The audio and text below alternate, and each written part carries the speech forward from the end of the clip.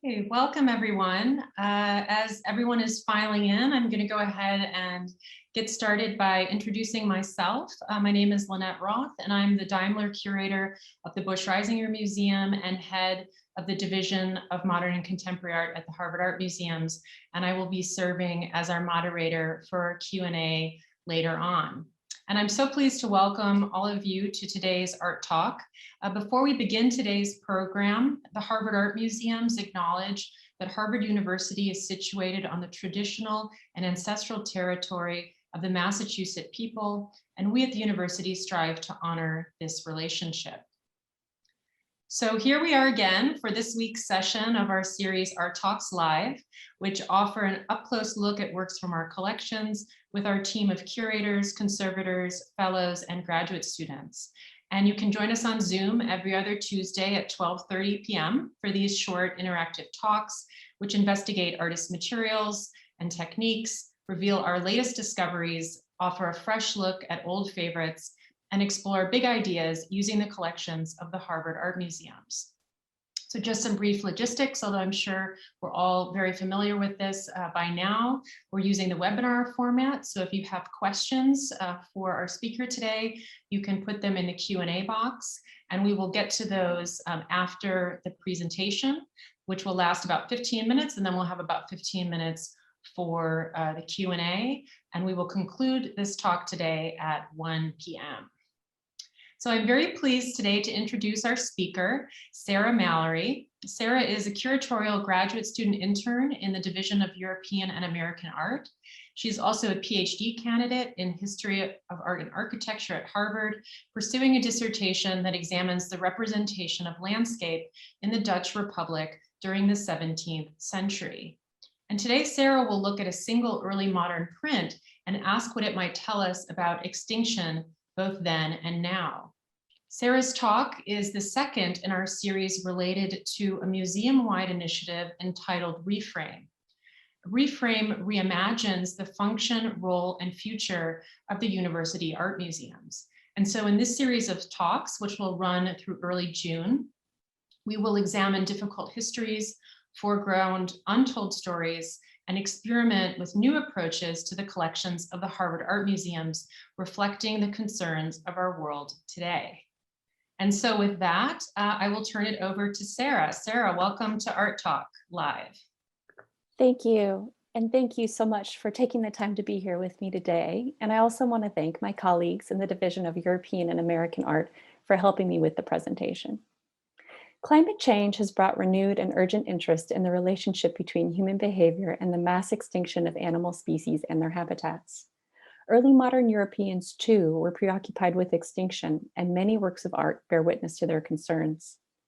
Focusing on Antonio Tempesta's print A Wolf Hunt with a Dead Ram as Bait, as well as other works of art, this talk will examine the period's various notions of extinction, while also drawing connections with contemporary thinking on the subject in museums and elsewhere. In the course of this presentation, I will briefly outline contemporary ideas about extinction, then compare them with early modern European notions, most especially via colonial exploits and the Bible. I will then reflect on the legacies of these ideas in the work of several more recent artists. I will conclude by thinking about how extinction can or should influence our understanding of museums and artworks. To begin, I want to quickly define a few key terms I will use throughout this talk. Today, extinction refers to the complete eradication of a species from the planet. Sometimes this happens relatively quickly and involves not just one but many species. This is known as an extinction event. For example, an extinction event killed off dinosaurs around 65 million years ago. Fossil evidence has encouraged contemporary scientific research about extinction. And artists, too, have for ages taken interest in fossils, though they didn't always know what they were. And here we see a charming Staffordshire teapot dated to around 1760. And what might appear to be a jumbled mix of black and white shapes is actually meant to represent a collection of fossils, just as you would find them in the earth. Hidden among these quizzical shapes are what looks like a gaping-jawed, jagged-toothed creature. Now, we might think of extinction events as part of Earth's distant past. However, scientific data shows that we are today in the midst of another extinction event largely caused by human activity rather than a natural event like a meteor strike or a volcano eruption. Current estimates suggest that nearly 1 million of the 8 million known species of life on Earth are threatened with extinction. But it was only rather recently that humans have begun to realize that our presence on Earth can, in fact, control things that we thought were out of our control, like the weather, the amount of natural resources, and the long-term lifespan of animals and plants. There's a word to describe this new awareness. The term Anthropocene refers to the current age in which we live, an age in which, for the first time, humans, even more so than geological events, are the most powerful force in the environment, shaping the climate and ecosystems. But what does all of this have to do with Antonio Tempesta and his printed depiction of a wolf hunt? Tempesta was a highly skilled painter and engraver, and throughout his career, he depicted many subjects, very frequently hunting scenes. From boars to bears, if it could be hunted, Tempesta was intent on depicting it. In the collection of the Harvard Art Museum's, quite luckily, is a series of print albums known as the Spencer albums, 2 of which are dedicated to the prints of Tempesta. And this collection contains many hunting scenes. In general, hunting scenes were a popular subject for many artists of the period, and you can find the subject depicted in drawings, prints, tapestries, textiles, and even sculptures. From these Spencer albums, we see Tempesta even depicted animals native to territories beyond Europe's borders. Here's a ferocious lion boldly springing forward, bearing its imposing fangs. And here the artist shows us the capture and brutal killing of crocodiles.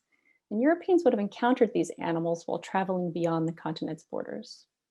It's important for us to remember that during the early modern period, roughly from around 1500 to 1800, Europeans undertook an unprecedented amount of travel to places all over the globe. This was the age of exploration.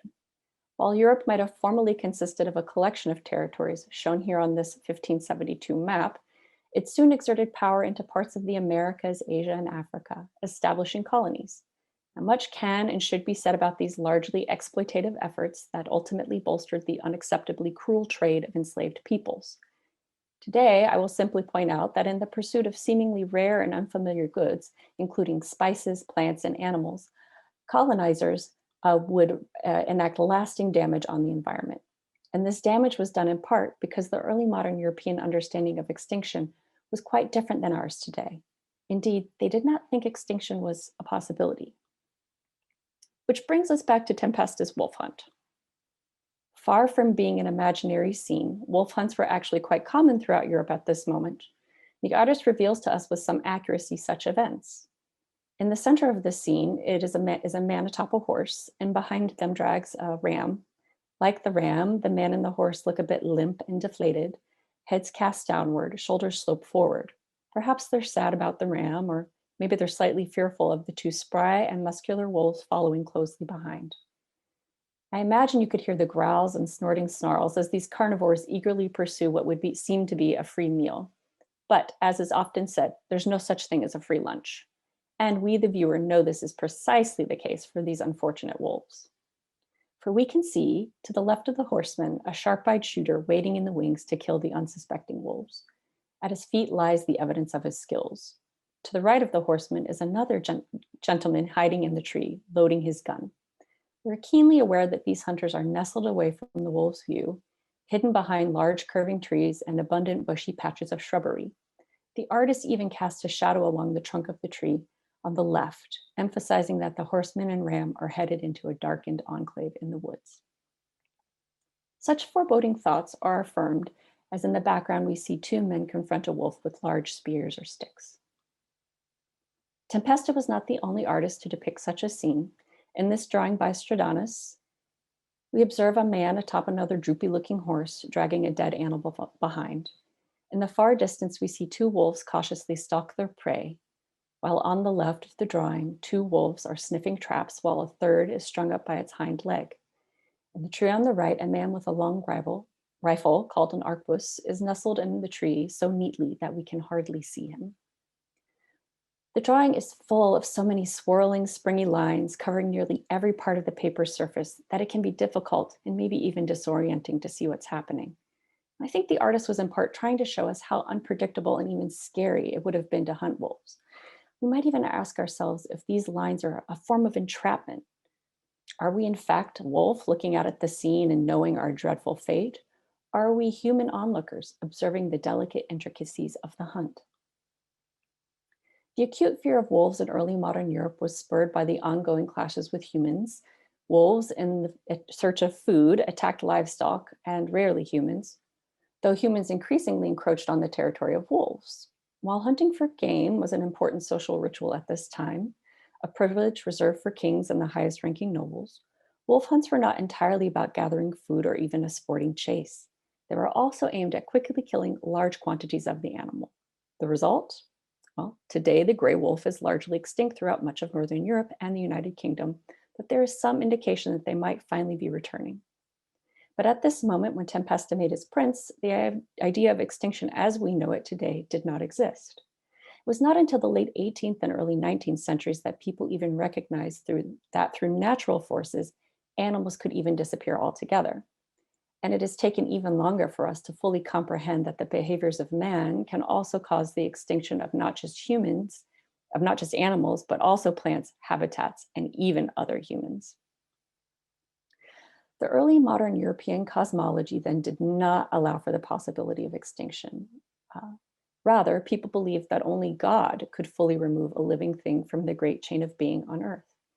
Even if an animal seemed to be scarce, this was understood as a quality of that animal. Now, this isn't to say that people didn't have their suspicions about extinction. So take, for example, the humble dodo, which of course many of you will know from a variety of sources. In preparing this talk, my colleagues reminded me of its appearance in Alice in Wonderland. It's a creature in whose name alone brings to mind a cautionary tale about the human power to hunt a species to extinction. This flightless bird lived on the small island of Mauritius, which you can see here marked with a red dot. And it wasn't until 1598 when several ships of Dutchmen en route to what we today know as Jakarta happened upon the unpeopled island and first discovered the dodo. It was described as dirty and having a large posterior. The very first known image of the dodo appeared in a printed travel book, and I've brought you that image here on the upper left. And in the red square, you can see what that first depiction looked like. Now, this print appeared sometime around the year 1600, and soon after, images of the bird began to appear everywhere. A fascinating curiosity for the European imagination, the dodo was often included in depictions of paradise. Here, though barely discernible, I've put a red square around it, a dodo is set amongst a lush forest alongside the many animals Noah saved before the great flood. The fate of the dodo, however, was not to be saved. And though journal accounts say dodo meat was very tough and unappealing to the palate, they were hunted anyway, out of desperation or boredom. We now think that sometime between 1662 and 1693, the last dodo was killed. This extinction also coincided with the continued deforestation and overall degradation of the Mauritian environment by colonial settlers seeking ebony wood and trying unsuccessfully to grow crops. Not until the 19th century did anyone realize what had happened to the dodo. However, in the 18th century, environmental destruction on the island had already begun to raise concerns amongst the French, who then occupied it. Richard Grove's book, Green Imperialism, points out that it was a growing concern for the Mauritian environment that planted the seeds for our own modern-day environmentalist and conservation movements. Now, I told you just a few minutes ago that the early modern European cosmology did not allow for the possibility of extinction, let alone a mass extinction event. But there are actually two exceptions to this statement, both outlined in the Bible. The first is the Great Flood, which is referenced in this picture, and the second is the Apocalypse. Now, a brief note, while the Judeo-Christian tradition did not comprise the whole of religious belief in Europe, it was overwhelmingly influential in shaping all aspects of life. And it's indeed through the Bible that environmental change was understood. The Great Flood is an extinction event recorded in the book of Genesis. And for early modern Europeans, this story was understood as a factual record of both an event in human history and also natural history. For a time, they even thought fossils might have been material evidence of the deluge. According to the story, God grew unhappy with the world he created, most especially the people whom he saw as corrupted. He decided to flood his creation, wiping away any trace of land-dwelling creature. This print shows us a glimpse of these first humans, drinking and eating to excess. Their smooth, muscular bodies are draped across luxurious chairs and fabrics as they sensually touch one another. They seem unaware, much like Tempesta's wolves, of the future that awaits them. The artist shows us a glimpse of their fate. In the upper left corner, under a stormy sky, rain pours down over a large arc. You can practically hear the low rumble of thunder tumbling out of the black clouds. The artist used violently stabbing lines to show the forceful sheets of rain falling sharply. Inside this large boat are the only known survivors of the Great Flood: Noah, his family, and 2 of every animal he could gather. After 40 days and 40 nights of rain, they are the only survivors. God then makes a covenant with Noah and promises he will never again destroy the earth with a flood. Early modern artists return to this subject over and over again. While time does not allow me to show you how many images they created on this subject, this print does give us a hint of the chaos and terror of the flood as imagined by artists. Bobbing backwards on barrels, climbing and clinging to one another to stay afloat, you can see shock and desperation. Clinging on rooftops as the waters rise, horses drowning under the force of the relentless waves, clothing askew as people scratch their way to what little land remains. Much like the drawing we saw just a bit ago, the artist engulfs his subject and in turn our own vision in a relentless tangle of lines. They overtake the bodies, slowly pulling them out of our sight, the multitude of marks, erasing living beings from history. What's most important to remember about this story is that it is the behavior of humans that causes God to enact an extinction event. Thus, as Lydia Barnett points out in her book After the Flood, early modern Europeans did conceive of an Anthropocene. They connected environmental change with human behavior. The final book in the New Testament also foretells another extinction event, the apocalypse.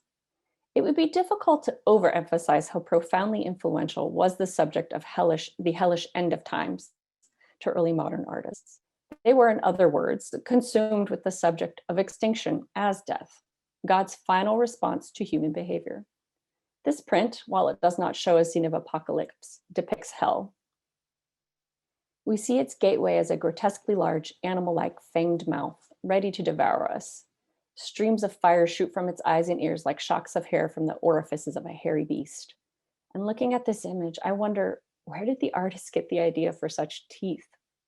Was it in a vision or a dream, or maybe a memory of a close encounter with a snarling wolf-like creature? Extinction then was associated with death commanded by God. From this perspective, there are other extinctions in the Bible. For example, the story of Abraham's sacrifice of his son Isaac. God commanded Abraham to sacrifice his only son, and in killing his child, Abraham would end the life of another human as well as his family lineage. In the early modern period, a terminated family line was referred to as extinguished or extinct. In this small carved ivory statue, we see an angel floating in the air, commanding Abraham to stop the extinction, however, boldly grasping the blade before it maims Isaac. It's not very difficult to see how similarly limp, small, and helpless are the bodies of the dead animals behind the horse, and how they look like that of Isaac. The small boy even looks as if his neck is broken, his head hanging loose. They're all sacrificial lambs, each body telling a story of impending extinction. This statue also contains another story of extinction, made of ivory. It's a precious and luxurious material for early modern Europeans. And now we look at this ivory and we see another story of extinction that speaks to today's mass extinction events. Many ivory sources, elephants and rhinoceros, for example, are now endangered in no small part due to the trade in ivory. And while restrictions and rules have been placed to halt this trade, illegal poaching still occurs, further endangering these animals. At the time this work was made, it would have never occurred to the artist that the future that awaited ivory. In the centuries that have passed since the early modern period, our thinking about extinction has also changed, as have the works of art that document our ideas on the subject.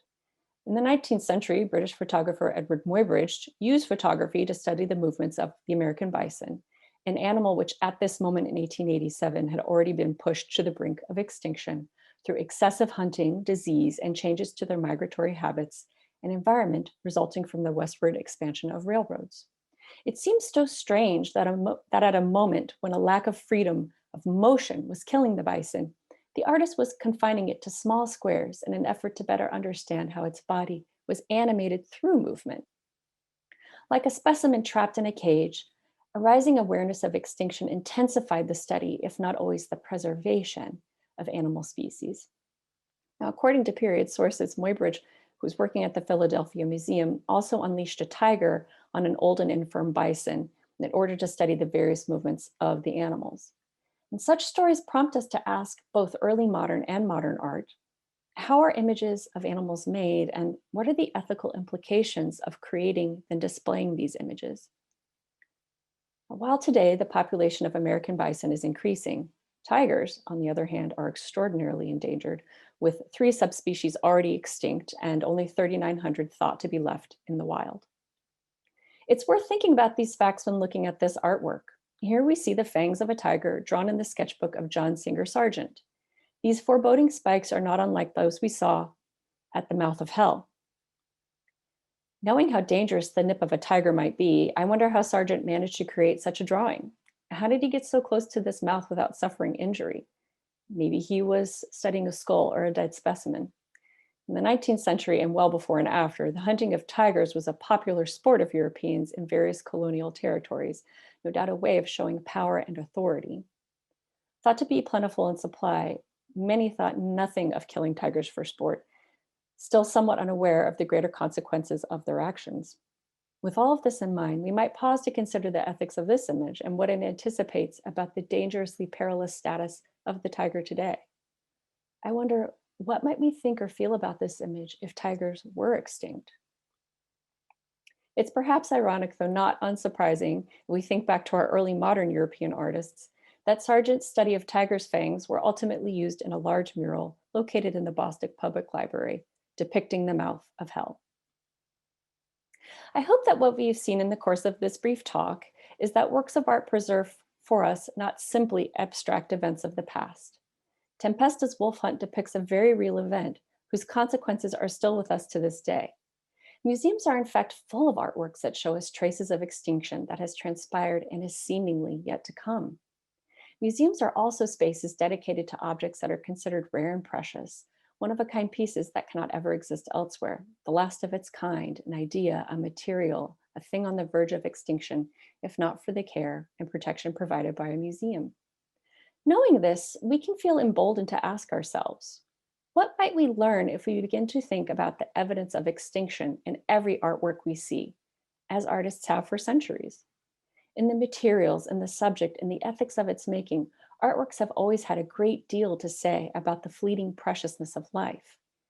If today we were to fully comprehend the future extinction that awaits, what sorts of images, materials, and artworks would suddenly take on a new meaning? To put it differently, how, through works of art, would you document the irrevocable loss of peoples, cultures, habits, animals, and plants? How would you tell the story of extinction? What lives are endangered today, and what can art tell us about those lives? Or perhaps the more pressing question is this: how can works of art help us learn about the value of life? How can they help us understand the threat of extinction, always with the goal of preventing it, always with the hope of never again saying, all that remains of a life is an image of its extinction? Thank you. Thank you so much, Sarah, for that incredibly powerful talk. And, I think it's amazing how in such a short period of time you managed to take us through the traces of extinction throughout the Harvard Art Museum's collections and in so many media and from so many time periods, and also to remind us of another grim legacy of European colonialism in environmental destruction. So I think you've given us a lot to think about. I was wondering if you could say a little bit more about how you came to unite your art historical research with an interest in environmental history and eco-criticism. Thank you so much for that question, and thank you for your kind words. I was so lucky to be able to take a course here at Harvard taught by Professor Ian Miller on environmental history. And his course really introduced a lot of important concepts to me. And previous to that course, I had already been working on landscape histories and colonial histories. And so when I kind of was able to step back and learn more about environmental history, I started seeing all kinds of connections. And there's also another aspect to which I wasn't able to get to today, but I can briefly show you, which has to do with a subject that's really central to my own interest in Dutch and Flemish art of the 16th and 17th century, which has to do with iconoclasm. And when we look at the early origins of the word extinction, what we find is actually it's very closely linked with the destruction of works of art. So even in a 15th century text, one of the very first recorded uses of the word in English is describing how a brass statue is destroyed and it is made extinct. That's the word they use. And so when we move actually into the 16th century, the 17th century, when we have outbreaks of destruction of works of art as part of iconoclasm, they also, period writings of the time also talk about how art is now being made extinct from churches, for example. So there was also some underlying words that I started seeing and thinking, what do we mean by extinction, right? How are we thinking of it in the early modern period, and how are we thinking of it today? That's wonderful. I'm glad you just got to that, because you preempted a question by Elizabeth Rudy, our print curator, in the chat, to ask you to address the work you've done on the etymology of the term. So that is really fascinating. We have another question in the chat, whether or not the artists working in ivory had an awareness of stripping these animals of their defenses against predators. Did they maybe have feelings about this rather than the general threat of extinction? That's such a really, really good and insightful question. There are works of art at the time that make it clear to us that people knew that the horns of these animals were their weapons of defense. And so I think there was a sense that in taking away their tusks, their horns, the animals were left defenseless, and they would be killed in the process, right, of taking that. And so I think it is a really interesting question to think about as an artist is going through a very laborious process actually to get to sort of the very soft center of ivory that gets carved, and it comes from different, you treat it in several different ways depending on which animal it comes from. But I do think it's a really interesting thought to consider how the art making process could be seen as a destructive process, like the continuation of that death and destruction, but then suddenly resulting in this creative act, right? That's producing something that's it's seen as generative, right? Seen as a sign of artist's creativity. And I would really be so curious, actually, if an artist felt mournful or sad or at all contemplated, gosh, in taking this material from an animal, what are the ethical implications? I think that is something that would be really interesting to think about a bit more. Thank you. Yes, you know what I think was so wonderful about your talk is how you managed to, both by looking at historic works of art and more recent works of art, sort of tackle the question of extinction throughout, time and space. And we have one question sort of related to that as it relates to the composition, because I also found your description of the technique and the composition, this kind of filled composition. You described it as kind of entrapping or engulfing the figures and the viewer. We had a question about how many of these prints seem to show time with a simultaneous vision of the present and future. So what will happen when the wolves are caught? What will happen when the rains descend? In various grounds, background, middle ground, and foreground. So the question is, in this manner of showing what will happen through visual images in separate grounds, was that common during this period? And are there patterns within this compositional decision and visual explanation of time passing and storytelling? So that's a complex question about really the complexity of the compositions themselves and how the story is being told. Yeah, and it's such an insightful question. Thank you. The answer is yes. Yes to several of those things. As far as kind of situating multiple stories within one space, yeah, this was an innovation that artists continued to work on in the early modern period. This is a way of telling a story and squishing together lots of different times and places in one space. So the work of art, not only as a space itself in time, right, but like a window into a different world, into different dimensions. So in the early modern period, artists continued to work on it. And there were different ways that people use this. So there's a group of artists that you would refer to as maybe mannerists who are known for putting in the foreground the most kind of unimportant part of the story, like a minor part of the story, and then hiding way in the background the most critical piece of the story, right? So that's one way that space and time was organized. In this drawing, for example, we're kind of left to think about what would be the key event, right? Which also again situates us in asking, gosh, how am I supposed to see this? Am I a wolf? Am I a person? Right. So in this particular image, we see that the main human actor is brought to the foreground, and we're really supposed to understand that this person is progressing out and drawing out history towards us. And that's another pictorial strategy, right? Which is like approaching the viewer, engulfing them as if they're supposed to be a part of this picture. And I apologize that because there is so much that could be said about this really rich question, but I think I'll say that early modern artists adopted, as a result of kind of things like something that would seem so common, like a hunt, this inspired them to create so many different ways of looking at one thing, right? And bring in elements of history or culture into this one space of image making as a way of trying to show us how incredibly complex and important were these events that might seemingly be like just common, like, so what, they're hunting animals, what's the big deal? So artists are using storytelling and composition to try and cue us into how actually important and complex this really was. Thank you so much. I see now that questions are starting to really flood in, and we are sadly out of time, but I will let everyone know that we will pass those outstanding questions on to our speaker. I want to let everyone know that after the session, you will receive a short online survey, and we hope you'll take time to complete that because we are really grateful for your feedback. We hope you will join us in 2 weeks' time on Tuesday, April 6th for our next art talk with Sarah Lund, curatorial graduate student intern in the Division of European and American Art, and also, like Sarah, a PhD candidate in the Department of History of Art and Architecture at Harvard. And Sarah Lund will tell us the untold story of a female revolutionary and printmaker, Amira Sargent Marceau.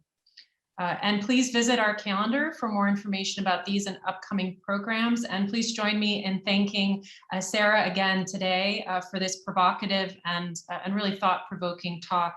And I think, I hope we all will look now a bit differently at the art objects in our collection based on what you were able to lay out for us today. So thank you so much, Sarah. Thank you, my pleasure.